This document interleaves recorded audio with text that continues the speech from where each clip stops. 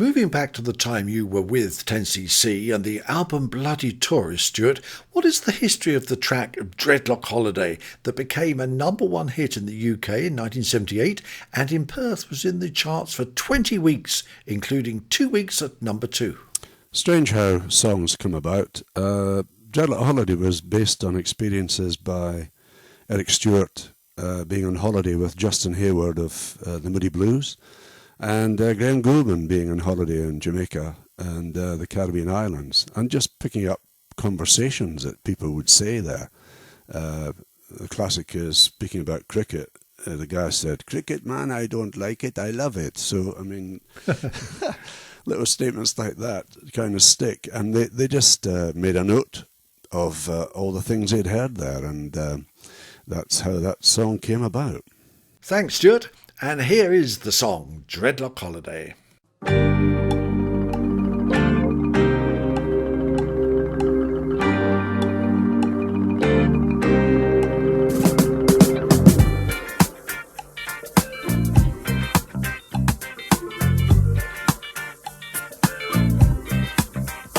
I was walking down the street,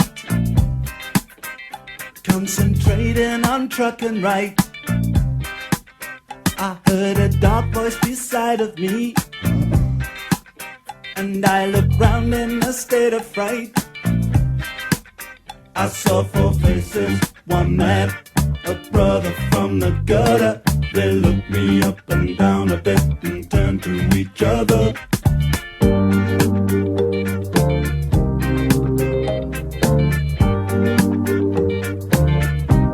I say, I don't like cricket.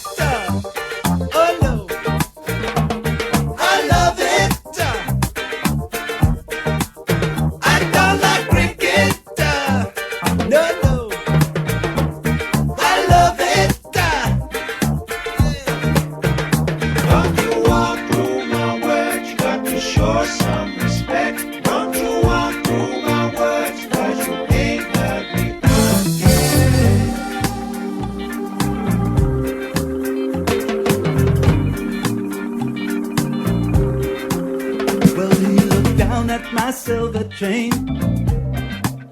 He said, "I'll give you $1. I said, "You got to be joking, man. It was a present from my mother."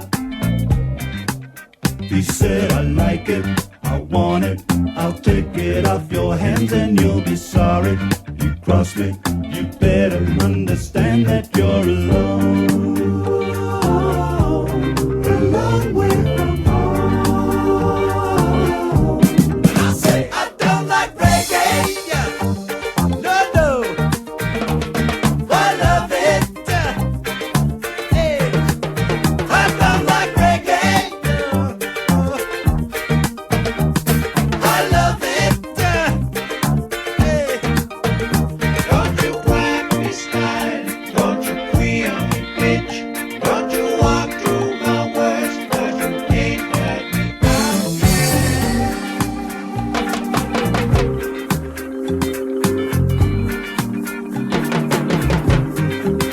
I hurried back to the swimming pool, sinking pina colada. I heard a dark voice beside me say, "Would you like something harder?" She said, "I got it, you want it, my harvest is the best, and if you try it, you'll like it, and wallow in a dreadlock holiday."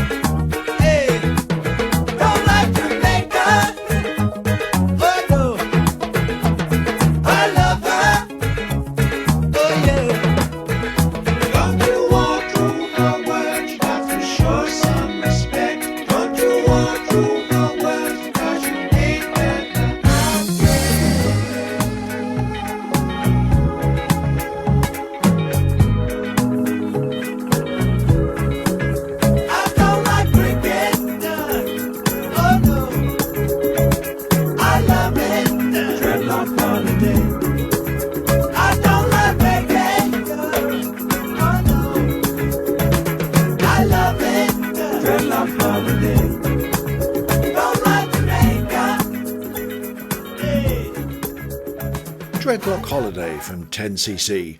We're talking today with Stuart Tosh, a member of two top bands, Pilot and 10cc. Not so much of a holiday for you, I guess, Stuart, as you toured Eastern Australia in 1983, after having been here in Perth with the band in 1977, America and Canada, and in 1995, Europe and Japan.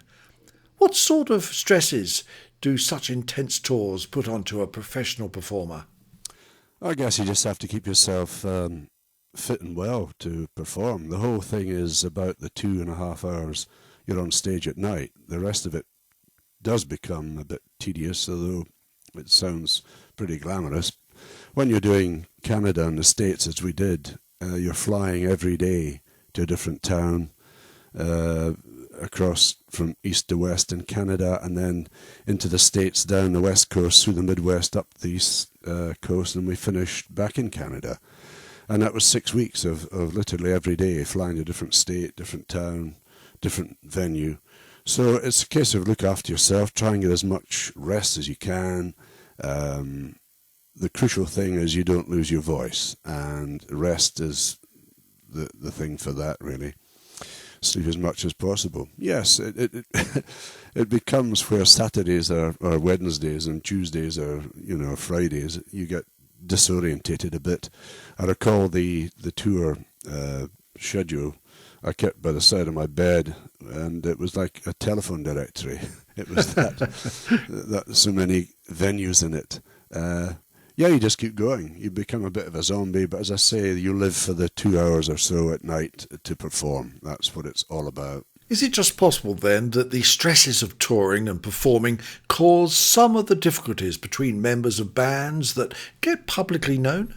Yeah, you hear of bands breaking up through squabbles and what have you.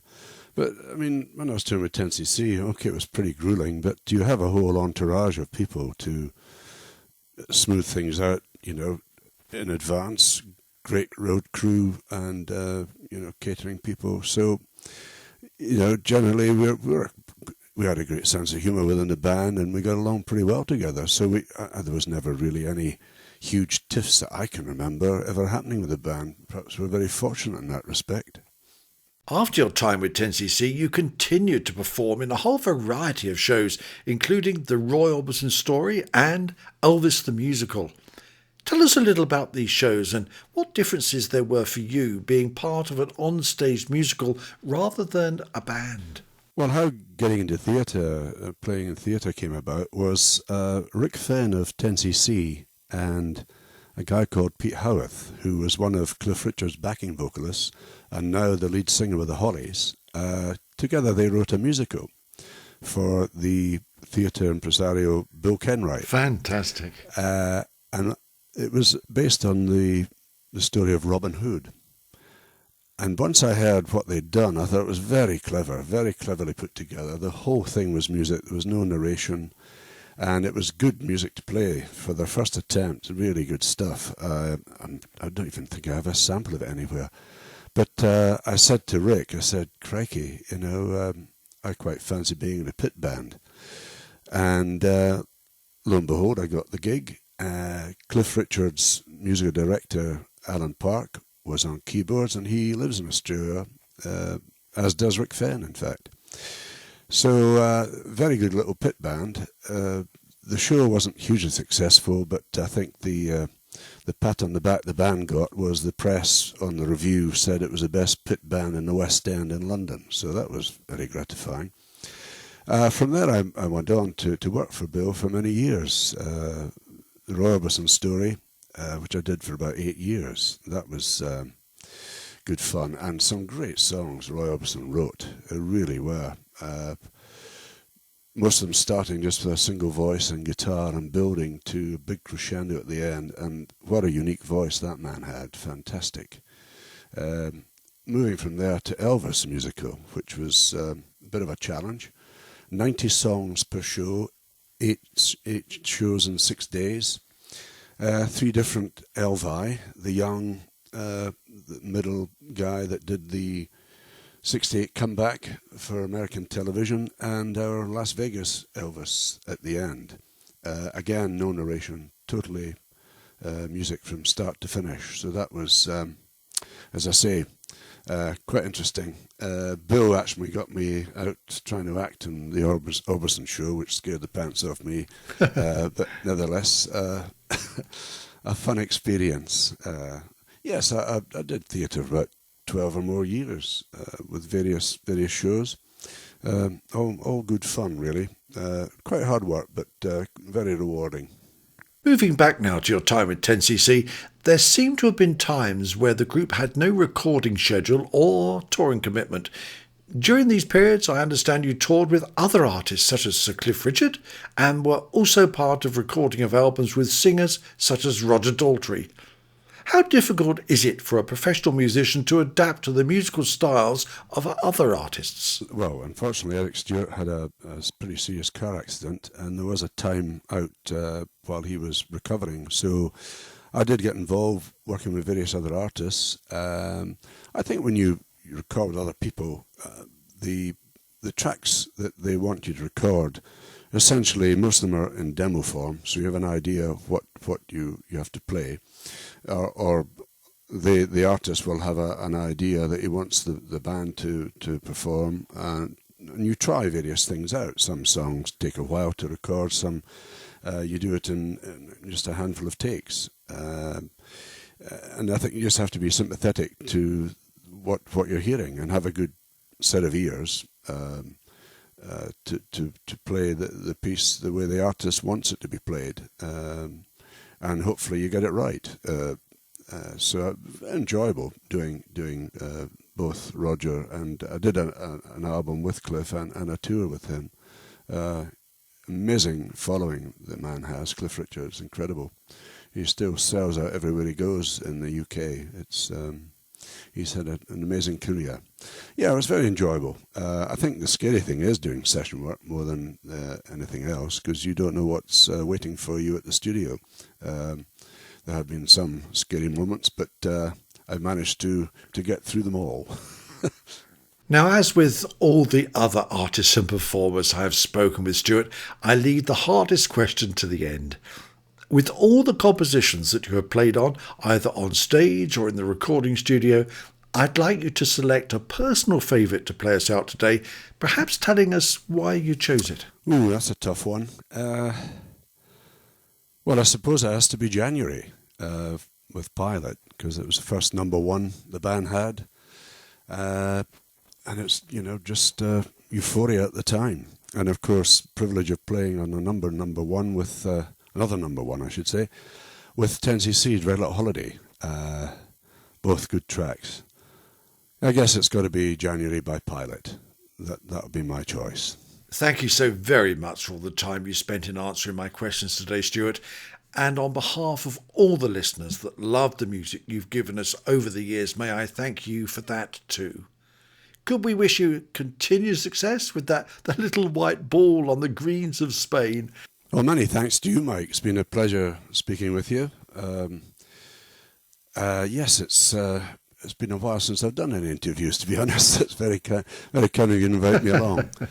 Yes, I do play a bit of golf. It's more plough the fields and scatter, but the sun does shine here, although it isn't today, I have to say, but we know it's going to get better. Anyway, many thanks again for having me along, Mike, and all the best to you and all your listeners. Bye-bye for now. Thanks, Stuart. Ladies and gentlemen, the music of drummer Stuart Tosh of Pilot and 10cc.